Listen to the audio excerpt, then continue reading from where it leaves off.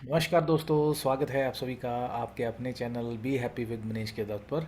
हम book discuss कर रहे हैं द साइकोलॉजी ऑफ मनी, जो कि लिखी गई है मॉर्गन हाउसल द्वारा। आज इस बुक का जो चैप्टर हम डिस्कस करने जा रहे हैं उसका नाम है luck and risk. Luck and risk इस चैप्टर में ऑथर हमें समझाना क्या चाहते हैं, बताना क्या चाहते हैं, वो ओवरऑल इस चैप्टर का ब्रीफ क्रक्स क्या है, वो ये है।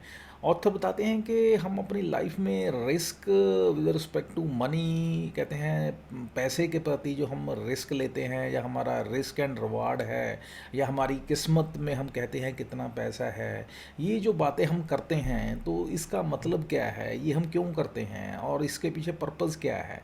और अल्टीमेटली ये रिस्क लेना और हमारी किस्मत का अच्छा होना बुरा होना के, ये जो हमारी परसेप्शन है इनके प्रति कि हमारी किस्मत अच्छी है या बुरी है, या हमारी रिस्क हमें लाइफ में कितना लेना पड़ता है नहीं लेना पड़ता है, रिस्क कितना है हमारी लाइफ में।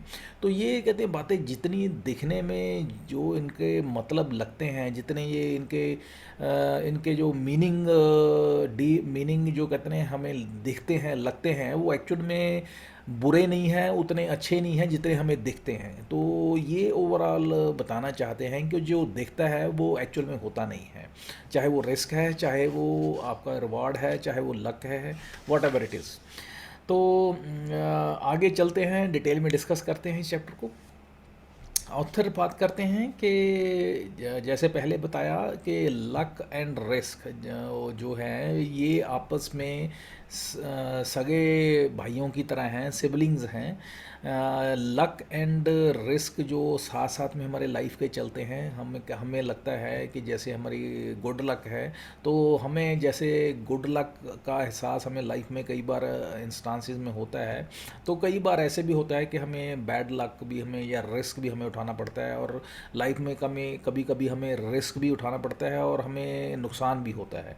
तो ये रिस्क और लक जो है हमारी लाइफ में हैंड बाय हैंड जो हैं चलते हैं, और इसीलिए कहते हैं कि ये सिबलिंग है, लाइफ में हमारे साथ साथ चलते हैं, और हमें इन दोनों को फेस करना पड़ता है। लाइफ में हमारे अच्छा टाइम भी होता है, बुरा टाइम भी होता है।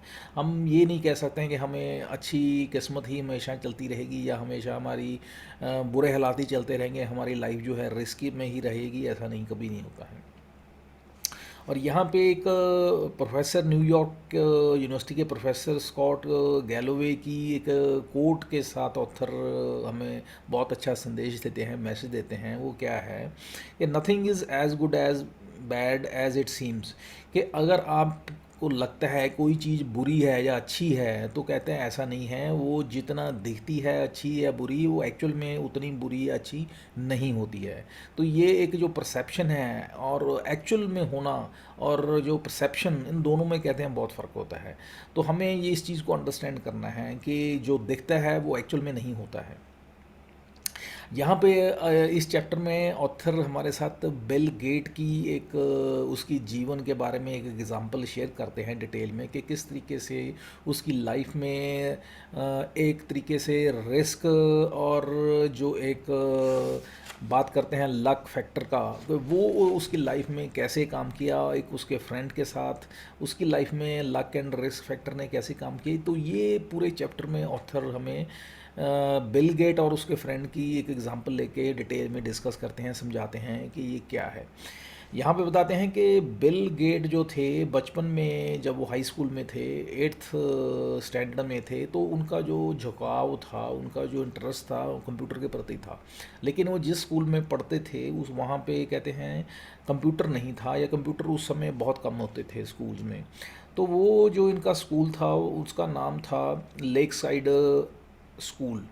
लेक साइड स्कूल जो था वहाँ पे कंप्यूटर नहीं था, लेकिन फॉर्चुनेटली वहाँ के जो टीचर थे मिस्टर बिल डगलस।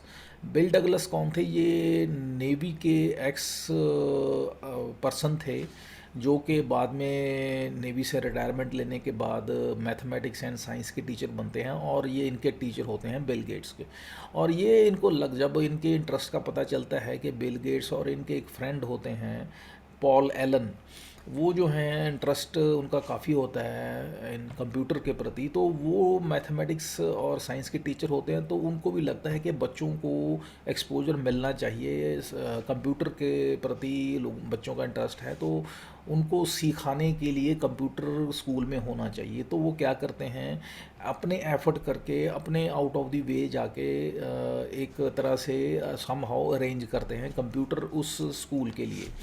तो कहते हैं ये जो स्कूल में जब कंप्यूटर अरेंज होता है तो मिस्टर ये जो एलन हैं, Paul Allen and Bill Gate, ये जो दो फ्रेंड थे, क्लासमेट थे और 8th क्लास में पढ़ते थे, तो ये कहते हैं फ्री टाइम में कंप्यूटर पे जाके अपना बैठते थे, रिसर्च करते थे, घंटों घंटों टाइम उस पे काम करते थे, सीखते थे, लर्न करते थे, नई नई चीज़ें उस पे करते थे, रिसर्च करते थे। तो ये इनका पैशन था। और मिस्टर डगलस को ये पता था कि ये बच्चे जो हैं कुछ ना कुछ ज़िंदगी में ये करेंगे। और अल्टीमेटली अब ये जो थे बिल गेट और मिस्टर एलन, ये कहते हैं स्कूल आवर्स के बाद घंटों घंटों बहुत बहुत टाइम देर रात तक कहते हैं कंप्यूटर पे बैठे रहते थे और कुछ ना कुछ काम करते रहते थे। और रादर ये उस समय ये जब कंप्यूटर पे काम करते थे ये अपने बारे में बैठ के सोचते थे, होते थे, प्लानिंग करते होते थे कि हम इन फ्यूचर कैसे कंपनीज खड़ी कर सकते हैं, कैसे हम अपना बड़ा बिजनेस बनाएंगे, कैसे हम बिग फॉर्चून 500 कंपनी में से एक कंपनी अपनी बनाएंगे। तो तब उस वक्त बिल गेट का माइंडसेट जो होता है कि हम फ्यूचर में मेरी जो एक एक्सपेक्टेशन है या मेरी जो विलिंगनेस है, जो मैं चाहता हूँ कि मैं अपनी एक कंपनी खड़ी करूँगा, तो ये उस वक्त इनके माइंड में ये चीज़ें चल रही होती हैं। और उस वक्त ये जो हैं किसी को नहीं पता होता कि इन फ्यूचर में ये बच्चे जो हैं बिल गेट या एलन जो हैं बाद में कि माइक्रोसॉफ्ट के ये फाउंडर भी बनते हैं मिस्टर एलन। तो कहते हैं ये बच्चे बाद में जाके इतना बड़ा कुछ ये करेंगे, तब किसी को कुछ नहीं पता होता।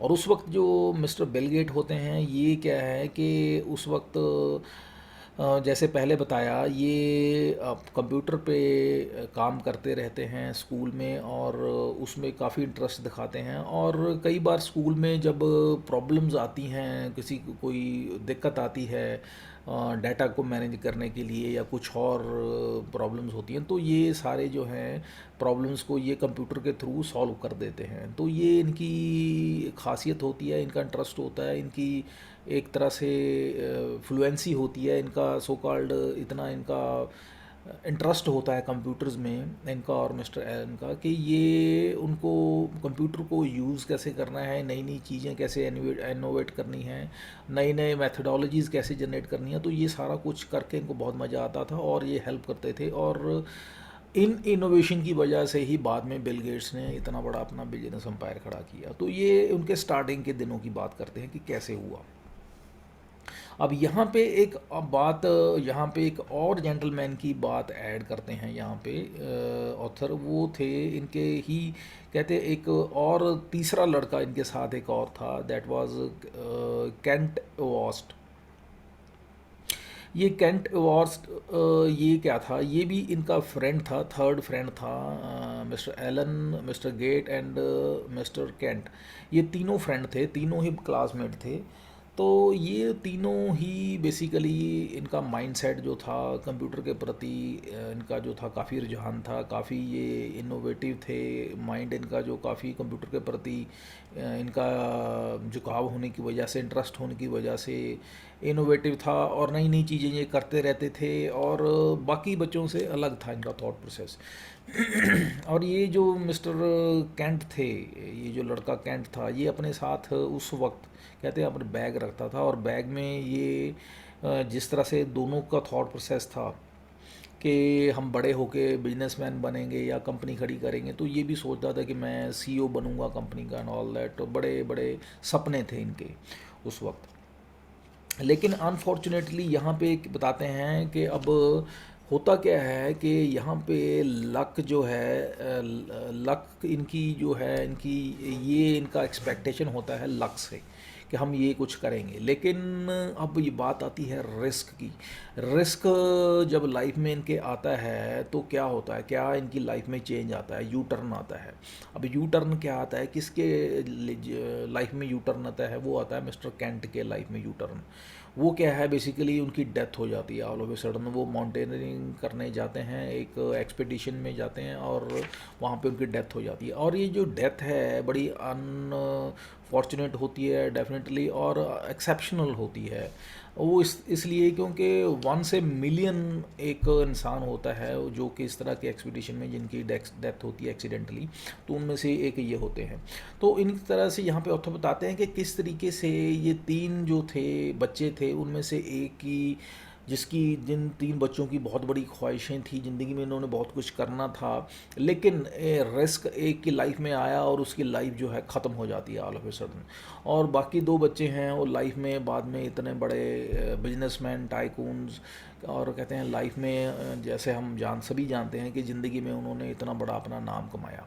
तो ये एक तरीके से जो लाइफ में लक ने उनकी फेवर में काम किया, और लक ने मिस्टर कैंट की फेवर में काम ना करते हुए एक तरह से रिस्क उनकी लाइफ में आया और एक्सपीडिशन में गए और उसमें उनकी डेथ हो जाती है। तो बताना यहाँ पे ये चाहते हैं कि किस तरीके से ये जो लक है और रिस्क है ये हमारी लाइफ का पार्ट एंड पार्सल है। हम इसको जुटला नहीं सकते हैं कि हमारी लाइफ में ये जो सो कॉल्ड हम कहते हैं लक है, ये हमें फेवर करेगी नहीं करेगी, हमें रिस्क में कब कन्वर्ट हो जाएगी, कितना हमें नुकसान कर देगी, हम इसके बारे में नहीं बता सकते हैं। बट डेफिनेटली हम ये भी नहीं मान के चल सकते हैं, हम ये भी नहीं कह के चल सकते हैं, हम ये सोच के भी नहीं बैठ सकते हैं कि हम हमारी लाइफ में जो लक है वो ही सब कुछ करेगी और हम हाथ पे हाथ रख के बैठ जाएं, हम कुछ भी ना करें। ये नहीं है। यहाँ पे बताते हैं कि हमारी लाइफ में हमें एफ़र्ट्स करने पड़ते हैं, हमारे एफ़र्ट्स हैं वही हमारे रिजल्ट्स को डिफ़ाइन करते हैं, डिक्लेयर करते हैं अल्टीमेटली जो भी हमारी लाइफ में होता है। बट डेफिनेटली ये बताते हैं ऑथर के हमारी लाइफ में कहीं ना कहीं लक फैक्टर जो है वो भी काम करता है। बट इसका मतलब ये नहीं है, ये हमें कभी भी बिल्कुल मान के नहीं चलना चाहिए कि हम बिल्कुल भी उसके लिए एफ़र्ट्स ना करें लाइफ में, कि कुछ भी ना करें और सिर्फ ये सोचें कि लक के हिसाब से जो हमारी लाइफ में जो होना होगा हो जाएगा। अब यहाँ पे एक इंटरव्यू करते हैं ऑथर, एक इकोनॉमिस्ट होते हैं रॉबर्ट शिलर। उनके साथ इंटरव्यू करके उनसे पूछते हैं कि आपका कोई सवाल है आप मेरे से पूछे। तो वो सवाल पूछते हैं कि मुझे ये बताइए कि लक का हमारी लाइफ में सक्सेसफुल होने में कितना हाथ है। तो कहते हैं, ये ऑथर बताते हैं कि ये बहुत अच्छा सवाल था कि हमारी लाइफ में सक्सेसफुल होने में लक का कितना बड़ा हाथ है। तो ऑथर बताते हैं कि लक का हमारी लाइफ में सक्सेसफुल होने में बहुत जो मेरी अंडरस्टैंडिंग है, मेरा एक्सपीरियंस है, वो बहुत छोटा है। क्योंकि अल्टीमेटली ये हमारे एफर्ट्स हैं जो कि अल्टीमेटली डिफाइन करते हैं हमारी सक्सेस को या हमारे फेलियर को। अगर हम एफर्ट्स करेंगे डेफिनेटली हमें सक्सेस मिल सकती है, चांसेस ज़्यादा हैं। अगर हम कुछ भी नहीं करेंगे तो definitely we will not be anywhere near to the success. तो अगर हम एफर्ट करेंगे तो सक्सेस मिल सकती है, no doubt. It's not a guarantee to success, हमें फेलियर भी मिल सकती है, बट हमें उसके लिए एफर्ट करने ही होंगे। इसका मतलब ये नहीं है कि हम बिल्कुल भी कुछ ना करें। तो डेफिनेटली जो सक्सेस है उसके लिए हमें मेहनत करनी पड़ेगी। हम लक के सर पे या लक के बिहाफ पे बिल्कुल जो है नहीं बैठ सकते हैं। और लाइफ में जितने भी फेलियर्स होते हैं वो फेलियर जो कहते हैं किस वजह से होते हैं, फेलियर इस वजह से होते हैं कि हम अपने एफर्ट नहीं करते हैं, एफर्ट छोड़ देते हैं। और ये जो एफर्ट ना करना है कहते हैं ये बिल्कुल सीधा एक तरह से हम आमंत्रण देने की वाली बात है फेलियर को। तो हमें इस चीज़ को अंडरस्टैंड करना है, हमें इस चीज़ को ये क्लियर कट मैसेज यहाँ पे ऑथर यही देते हैं। और लाइफ में कहते हैं फेलियर जो है ये कहीं ना कहीं हमारे बैड डिसीजन या कहते हैं गलत डिसीजंस की वजह से होता है। जब हम डिसीजन मेकिंग जो हमारी है वो गलत होती है तो डेफिनेटली हम जो है एक तरीके से फेल होते हैं। और हम फिर जनरली क्या करते हैं, हम ह्यूमन साइकोलॉजी हमारी क्या है, हम अपनी किस्मत को बुरा भला कहना शुरू कर देते हैं कि हमारी किस्मत ख़राब थी, इस वजह से मेरे साथ बुरा हुआ, मैं फेल हो गया, हर्ट हो गया, वट एवर इट इज़। लेकिन एक्चुअल रियलिटी में क्या होता है कि हम गलत डिसीजन खुद लेते हैं, गलत काम खुद करते हैं, जब उसका कॉन्सिक्वेंसेस गलत आता है तो हम जो है अपनी फेट को, लक को, किस्मत को जिम्मेवार ठहराना शुरू कर देते हैं, जो कि बिल्कुल गलत है। ऐसा नहीं करना चाहिए। हमें रिस्पॉन्सिबिलिटी अकाउंटेबिलिटी लेनी चाहिए, और उसके बाद अकाउंटेबिलिटी रिस्पॉन्सिबिलिटी लेने के बाद हमें ये मानते हुए कि मैं इस चीज़ के लिए जिम्मेवार हूँ, और फिर अपने आप को रेक्टिफाई करने की कोशिश करनी चाहिए, सुधारने की कोशिश करनी चाहिए और इम्प्रूव करने की कोशिश करनी चाहिए।